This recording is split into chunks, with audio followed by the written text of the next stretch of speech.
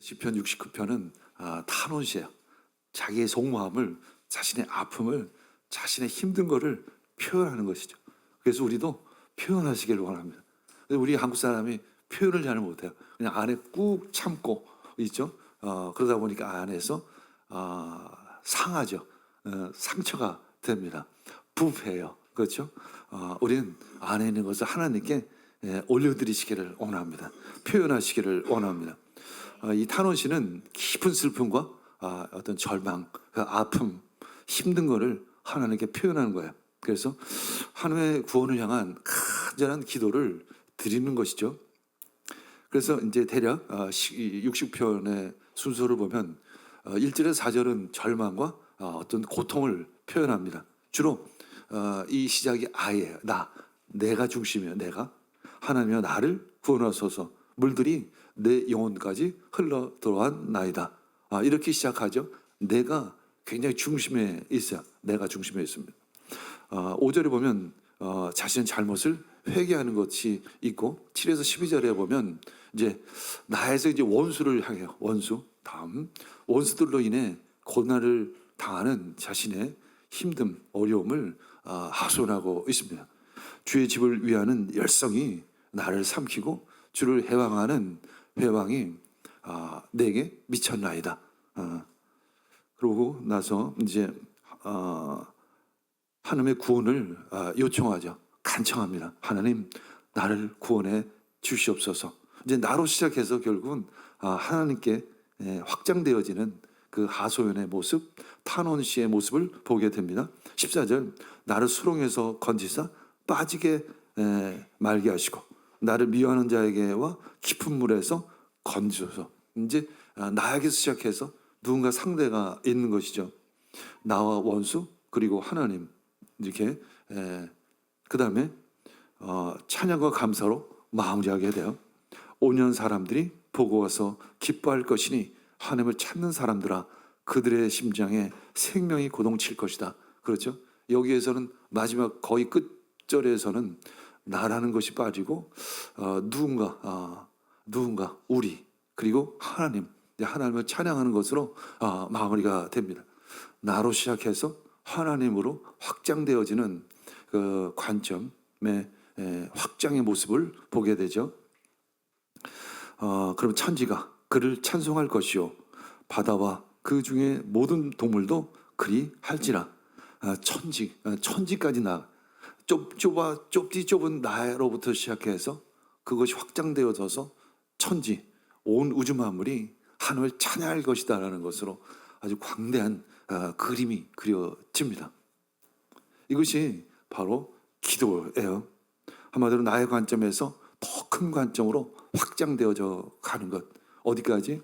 하나님까지, 하나님에게까지, 하나님 보시는 관점, 하나님 보시는 뜻, 하나님의 마음까지도 그 내 생각이, 내 상처가, 내 아픔이 확장되어지는 것이 바로 이 탄원시이고 하나님께 드리는 기도이죠. 여러분들, 우리가 하나님께 기도하는 이유가 바로 그것입니다. 단순히 자기의 지금 내가 필요로 하는 것을 구하는 것만이 아니라 그 이상으로 내 시야가 넓어지는 것입니다. 나의 관점이 확장되어지는 거예요. 자, 제임스 페니 베이커라는 사회심리학자가 있어요. 이분이 표현적 글쓰기라는 책을 썼는데 부제로 치유의 언어라는 부제가 있습니다. 내용은 이제 대략 큰 흐름은 감정을 해석하고 그 속에 있는 고통의 원인을 이해하는 과정이다. 이 표현적 글쓰기가 그런 거예요. 감정을 해석한다는 거예요. 감정을 해석하나요? 화를 내면서 그걸 해석하는 사람 별로 없죠, 그렇죠? 불안에 떨면서 그것을 해석하는 사람은 없습니다. 그 고통의 원인을 이해하는 사람은 없죠. 그러나 글쓰기를 통해서 그것이 가능하다라는 거예요. 많은 경우 이제 트라우마를 겪은 사람이 있죠. 가까운 사람이 갑자기 사고로 죽는다거나 어떤 뭐 여성 같은 경우에 밤에 참 힘든 어려운 일을 당했다거나 어떤 뭐 전쟁을 겪었다든가 이런 트라우마가 있을 때 이 제임스는 이렇게 말합니다. 다른 사람들과 이야기하는 것보다 그 사건을 비밀로 유지하면, 그냥 비밀로 유지하면 병에 걸릴 가능성이 훨씬 더 높다는 거예요. 그러니까 표현해야 된다는 거죠. 그래서 이제 상담이라는 것이 있기도 한 거예요. 이분이 이제 강의를 제가 쭉 들어봤어요. 그래서 궁금해서 강의를 쭉 들어봤어요. 그랬더니 어떤 사람이 나라는 단어를 가장 많이 사용할까요? 이런 질문을 해요. 나라는, 나라는 단어를 누가 가장 많이 사용할까? 이런 질문을 합니다.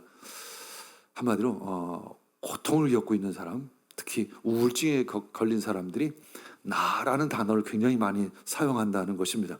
특별히 이제 자살을 시도한 사람들 중에 나라는 표현이 굉장히 많다는 거예요. 그러니까 이 아픔이라는 것이 뭐죠? 나에게 집중되어지는 것이 사실은 아픔이에요. 제가 자주 비유하는 것 중에 하나가 바늘이죠. 바늘로 자기 살을 살짝 이렇게 찌르려고 한번 해보세요. 온 신경이 그 바늘 끝 나에게 집중이 되잖아요. 고통이죠. 사실 바늘로 찔러봐야 대단한 건 아닌데 이상하게 그 바늘 하나가 나의 온 신경을 곤두세우게 하는 것이죠. 그것이 바로 고통의 원인입니다. 아픔의 힘듦인 거죠. 그래서 이 우울증에 걸린 사람, 어떤 어려움에 처한 사람들의 가장 표현이 나라는 표현이 굉장히 많다는 거예요. 그 중에 실비아 플라스라는 그 시인이 있습니다. 이 사람의 그 시 중에 굉장히 유명한 사람이라고 해요. 전 잘 알지 못하는데 미친 소녀의 사랑 노래라는 시가 있는데 내용이 이렇습니다. 내가 눈을 감으면 온 세상이 죽어버립니다. 내가 눈꺼풀을 들어 올리면 모든 것이 다시 태어난다. 참 무섭다는 생각이 들죠. 이만큼 아픔, 고통, 특히 마음의 병을 가지고 있는 사람은 나에게 굉장히 집중되어 있다는 거예요. 결국 우리가 신앙을 갖는다는 것이 무엇일까를 질문해야 하는 것입니다. 내가 중심이 아니라 누가 중심이 되어야 하죠? 하나님이 중심이 되어야 하는 것입니다. 내가 중심이 되면 마치 더 행복할 것 같아요. 모든 것을 소유한 것 같은 느낌이 들잖아요. 근데 그 반대예요. 나에게 집중하면 우리는 아픕니다. 나에게 집중하면 힘들어요. 나에게 집중하면 불안해요. 사실은 나에게 집중하면 고통스럽습니다. 가끔 이렇게 특히 젊은이들을 볼 때 그런 걸 자주 봐요. 사실 젊은이들을 보면 굉장히 자신에게 집중되어 있어요. 그러다 보니까 힘들어요. 사실은 그 힘든 게 느껴져요. 사실은 나이가 들면 이제 저절로 좀 나에게서 타인에게 가는 경향성이 좀 있잖아요. 그러니까 좀 이렇게 털어버리고 이렇게 살아가는데 젊은 사람은 이제 그것이 아직 안 돼 있죠. 모든 것이 자기 중심이죠. 근데 그것에서 빨리 벗어나야 합니다. 그것이 어떻게 보면 성숙이에요, 사실은. 근데 잘 자라야 되겠죠. 우리가 믿음 안에서 잘 자라야 될 줄 믿습니다. 그래서 제임스 페니 베이커의 표현적 글쓰기는 대략 내용이 그런 거예요. 자기 생각과 경험을 한 발짝 떨어져서 보는 시간이에요. 자기의 생각, 자기의 힘든 것, 자기의 감정을 글을 통해서 표현함으로 말미암아 이런 것들 좀 한 발짝 떨어져서 자신을 돌아보는 거죠. 내가 왜 도대체 이렇게 화를 내지? 내가 이렇게 분을 내지? 내가 왜 이렇게 힘들지? 내가 왜 이렇게 불안하지? 사실은 그냥 불안이 불안을 먹지 않아요? 슬픔이 슬픔을 먹어요. 한번 화를 내기 시작하면 그 화가 나를 잡아먹죠, 사실은. 그러면서 그것이 진리가 돼버려요. 그렇죠? 근데 그런 것들을 혼란스러운 이 감정을 글로 한번 써보라는 것입니다. 그래서 이 감정과 내 감정과 지금 내가 당한 사건을 좀 분리해서 좀 생각을 해보자라는 것이죠. 이렇게 해서 내 나쁜 감정을 좀 내려놓을 수 있는 시간이라는 거죠. 그리고 내 나쁜 감정, 힘든 감정, 어려운 감정이 도대체 그 원인이 도대체 무엇인지를 알게 된다는 거예요. 그러면서 이런 생각, 내가 막 화를 내요. 근데 가만히 이렇게 글쓰기를 해보면 내가 그만큼 화를 낼 일이 아닌데 내가 도대체 왜 거기다 대고 그렇게 화를 낼까? 이제 글쓰기를 하다 보면 그 객관적으로 조금 떨어져서 자기 자신을 돌아보면 그 일이 그렇게 내가 화낼 일이 아니라는 것을 알게 됩니다. 어쩌면 대부분은 그 사람의 문제고 그 사람의 한계고 그 사람의 성격인데 그것을 가져다가 내가 힘들어 하는 거죠. 그러니까 결국은 사람들의 관계에서 힘든 거는 뭐냐면 상처와 상처가 부딪히는 거예요, 사실은. 근데 한쪽이 상처가 많아도 한쪽이 성숙하면 뭐 그러니 하면서 뭐 그냥 약간 피하기도 하고 때로는 위로를 해줄 수도 있겠죠. 여러 가지 방법으로 그 상황들을 넘길 수가 있는데 상처가 많은 사람은 상처로 가서 부딪혀 버리잖아요. 그러니까 깨지고 힘들고 어려워지기 시작을 하는 것이죠. 그러면서 그 슬픔의 원인이 도대체 무엇일까? 한번 글을 통해서 자신의 감정을 객관화하는 것이죠. 그리고 언제부터 그 감정이 그런 느낌이 왔는지를 그러면서 그것이 나의 성숙에 나의 성장에 얼마나 도움이 될까를 한번 기록하는 것입니다. 한마디로 우리의 감정에 배출구가 필요하여 표현이 필요한 것입니다. 하나님께 표현하시기를 원합니다. 그것이 바로 기도입니다. 주님께 자신의 힘든 마음을 표현하기를 원합니다. 그때 하나님께서 우리를 변화시켜요. 어떻게 변화시키냐면 우리의 눈을 확장시킵니다.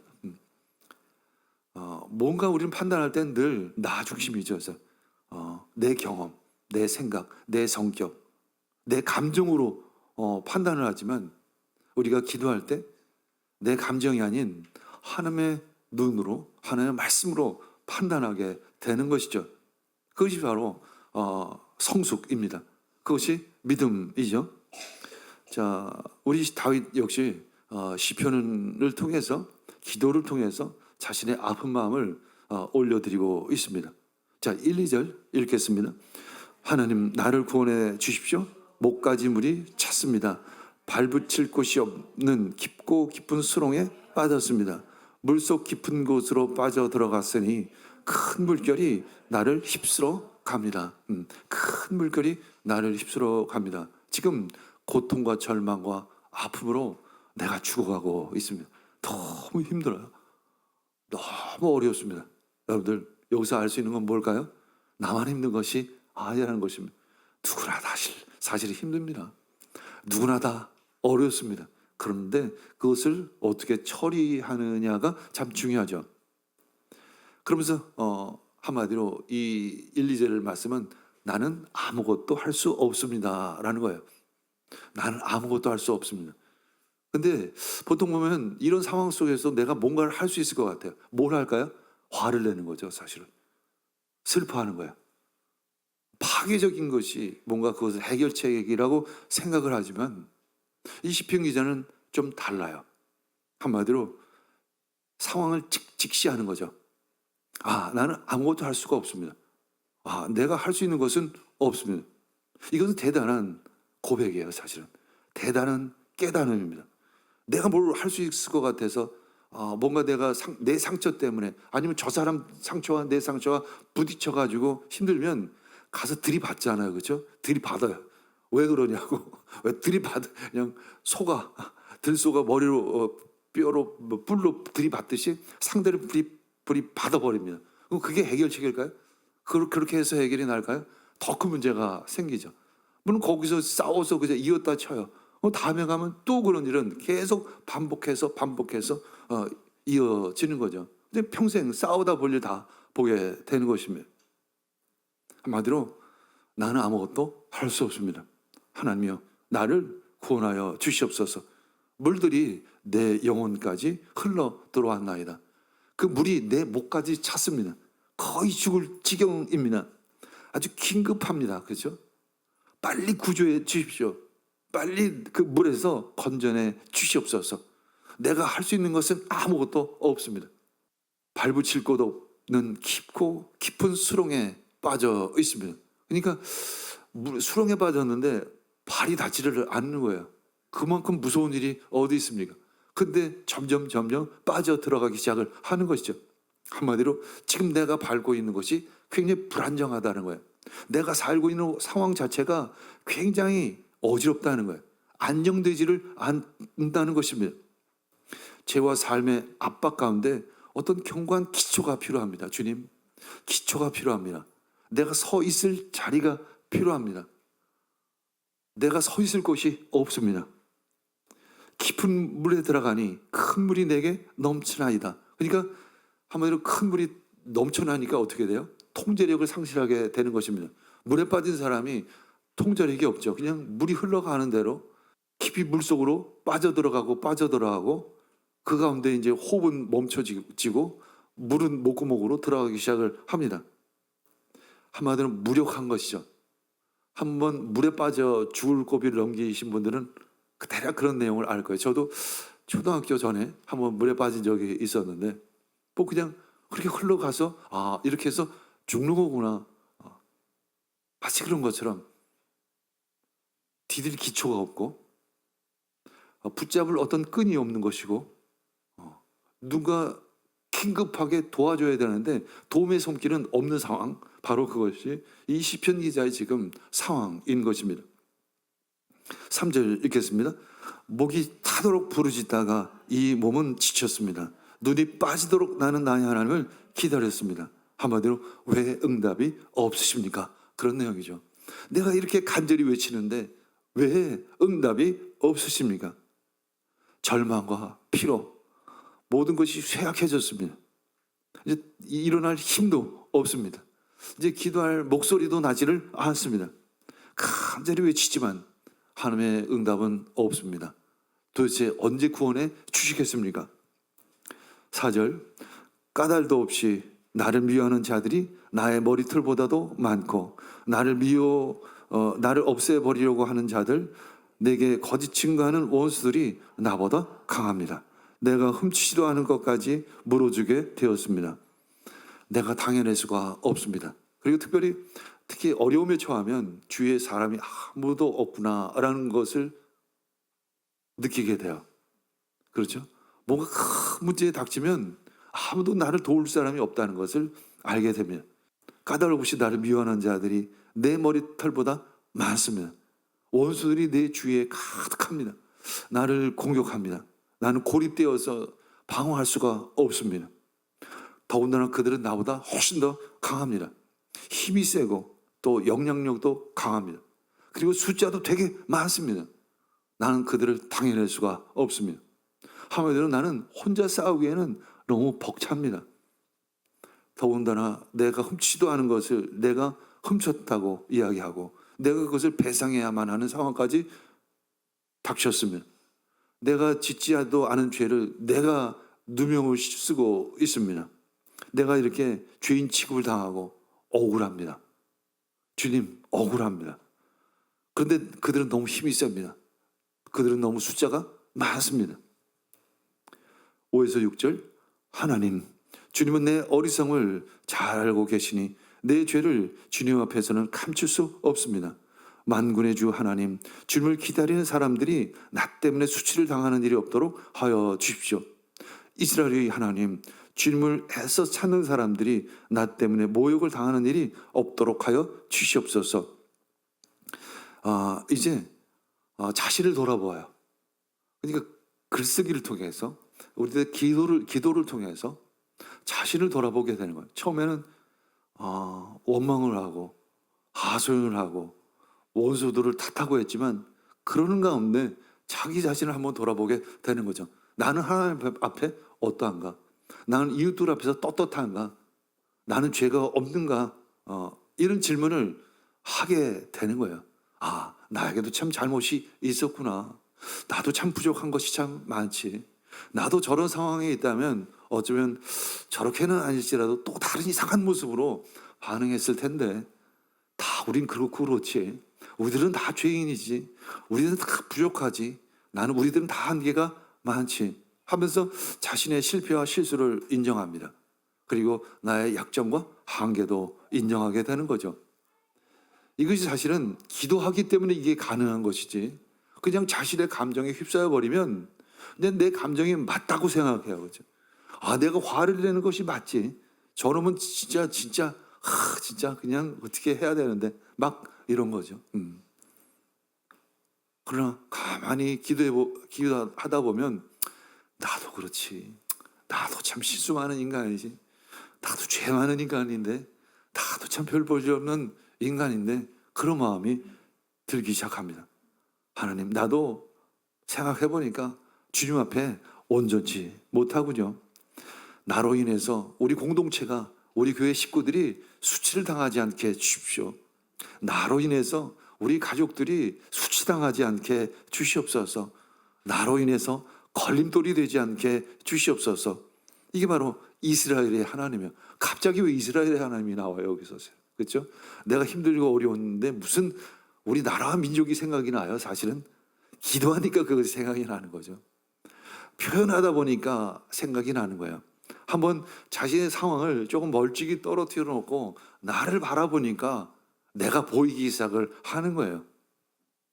이제 나를 넘어서 공동체를 생각하게 되는 것입니다.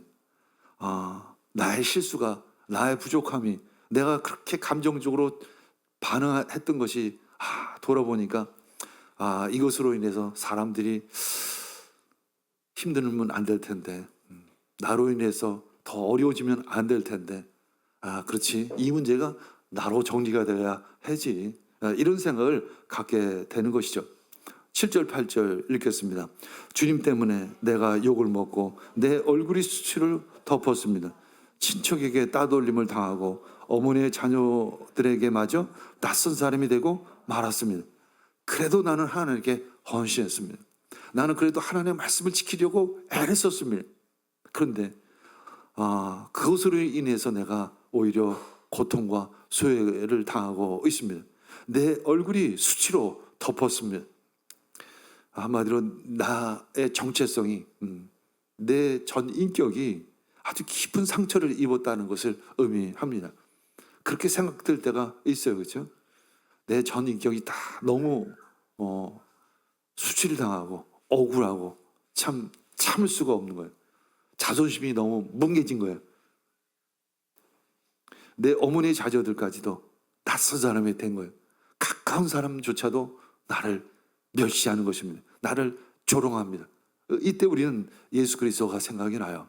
예수님이 십자가에 못 박히실 때 지나가던 사람조차 예수를 조롱하고 모욕했던 것, 우리는 그때 예수 그리스도를 생각해야 하는 거예요.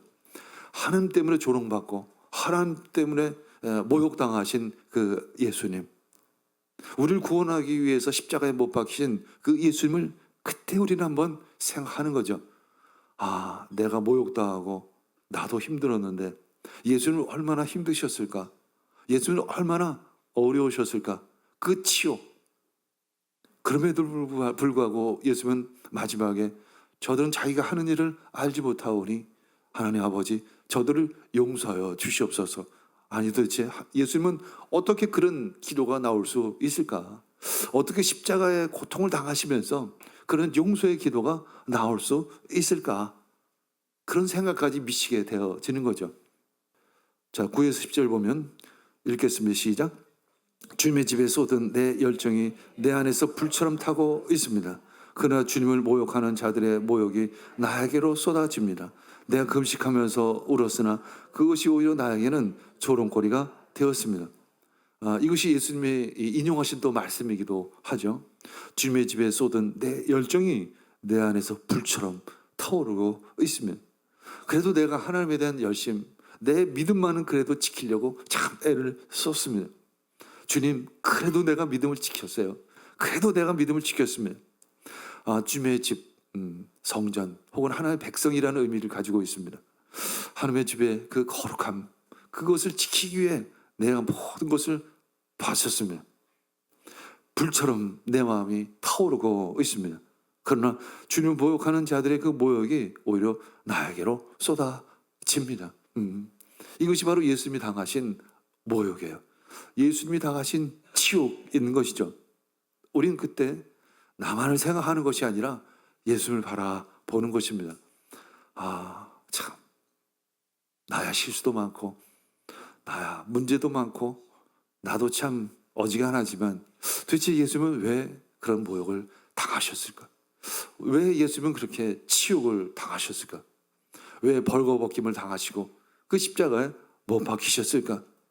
나 같은 죄인을 구원하시기 위해서, 우리 모두와 같은 그 죄인들을 구원하기 위해서 못 박히셨지. 우리는 거기까지 우리의 기도가 확장이 되어져 가는 것입니다. 그때 나도 모르게 내 마음의 모든 아픔들과 상처가 치유되어지기 시작을 하는 것입니다. 11절, 12절 읽겠습니다. 내가 베옷을 입고서 슬퍼하였으나 오히려 그들에게는 말거리가 되었습니다. 성문에 앉아있는 자들이 나를 비난하고 술에 취한 자들이 나를 두고서 빈정거리는 노래를 지어 흥얼거립니다. 베옷을 입었다는 것은 이 고통 가운데 회개하는 것을 의미해요. 내가 그렇게 겸손하게, 그래 내가 잘못해서 내가 알았어, 내가 미안해, 이렇게 했는데 오히려 그것이 조롱거리가 됐다는 거예요. 가끔 그런 때가 있죠. 내가 사과를 하면 그걸 사과로 온전히 받아주는 것이 아니라 도리어 그렇지 네가 잘못했잖아 뭐 이렇게 나오는, 그때 그냥 진짜 다시 속에서 불이 나기 시작을 하잖아요. 그런 것처럼 성문에 앉아 있는 자들은 당시에 이제 성문이라는 것은 재판하는 자리예요. 그러니까 그 마을의 높은 지도자가 문제거리를, 재판거리를 재판하는 자리이죠. 한마디로 이 성문에 앉아 있는 자들은 존귀한 자, 지도자를 의미합니다. 이 존귀한 자, 지도자들에게도 모욕을 당하고, 심지어 술 취한 자들, 이건 뭐냐면 사회적 지위나 도덕 수준이 아주 낮은 사람에게조차 조롱이 되었다는 것을 의미합니다. 그냥 높은 사람부터 낮은 사람까지 모두 지금 나를 조롱하고 있다는 것입니다. 실제 그럴 수도 있고 자기가 그런 생각이 들은 것일 수도 있어요. 이런 상황 가운데 가면 마치 사람들이 그러지 않은데도 불구하고 마치 사람들이 나를 욕하는 것처럼 느껴질 때가 있어요. 모든 사람들이 나를 적대시하는 것처럼 느껴질 때가 있습니다. 그때 우리는 예수 그리스도를 바라와야 하는 것이죠. 예수님께 나의 모든 기도를 올려드려야 하는 것입니다. 마태복음 5장 3, 4절 읽겠습니다. 마음이 가난한 사람 복이 있다. 하늘나라가 그들의 것이다. 슬퍼하는 사람 복이 있다. 하나님이 그들을 위로하실 것이다. 가끔 화가 나죠. 그때 주님 앞에 내가 주님 화가 납니다. 내가 분노가 끓습니다. 참을 수가 없습니다. 그때 우리는 심판하시는 하나님, 정의로우신 하나님을 기억하게 되는 거예요. 그래서 우리의 억울함과 우리의 고통을, 우리들의 문제를 하나님께 맡기는 것입니다. 하나님 맡아 주십시오. 하나님이 판단해 주십시오. 내가 판단하는 거 아니에요. 내가 결정하는 것이 아닙니다. 왜일까요? 나도 한계가 많은 인간이에요. 내가 선과 악을 판단할 수 있는 위치에 있는 사람이 아닙니다. 하나님만이 판단하실 것이고 하나님만이 결정하실 것입니다. 때로 우리는 두려움 속에 사로잡힙니다. 다윗은 그때 기도하죠. 사망의 음침한 골짜기에 다니시라도 주의 지팡이와 막대기가 나를 안위하시나이다. 두려워하지 않을 수 있는 것은 바로 하나님께서 나와 함께 하시기 때문에 그런 것이죠. 내가 두렵고 불안할 때 하나님께 기도합니다. 하나님, 내가 두렵습니다. 내가 불안합니다. 그때 나를 지켜주시고 나와 함께 하시고 나를 안전케 하시는 그 하나님을 기대하게 되는 것입니다. 주님, 나를 지켜 보호하여 주시옵소서. 주의 날개 그늘 아래 나를 보호하여 주시옵소서. 또 우리 때로 슬픔 가운데 있을 때가 있어요.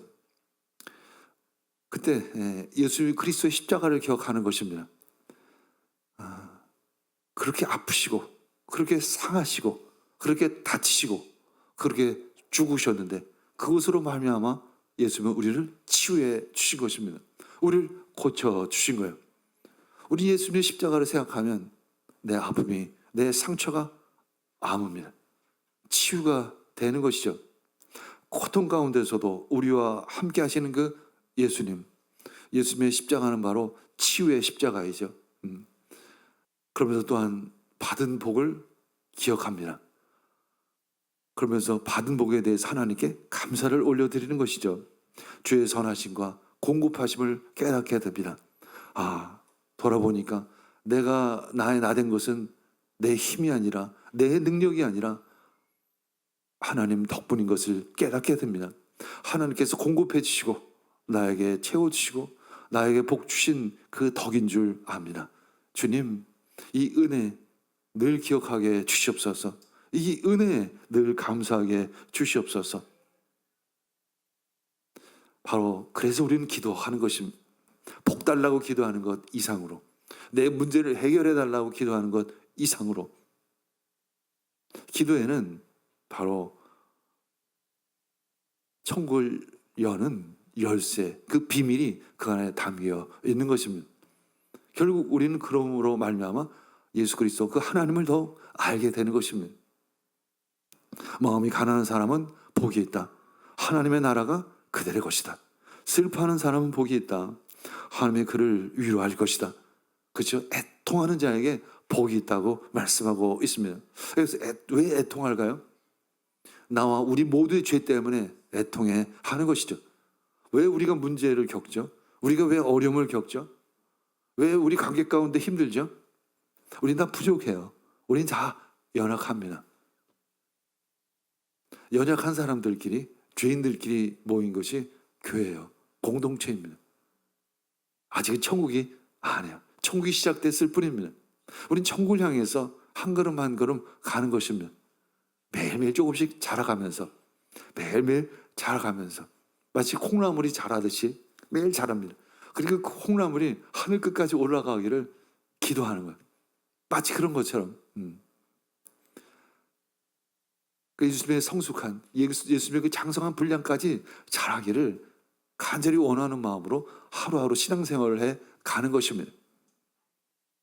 마음이 가난한 사람은 복이 있다. 하나님의 나라가 그들의 것이다. 슬퍼하는 사람은 복이 있다. 하나님이 그들을 위로하실 것입니다.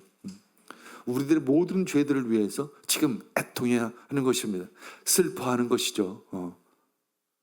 우리 시야가 더 크게 넓어지기를 원합니다. 나 너무 힘들어.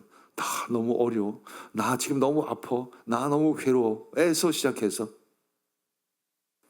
그렇지, 우리 모두가 힘들지. 우리 모두가 어렵지. 근데 예수님께서 힘든 우리들을 위해서 십자가에 못 박혀 죽으셨지.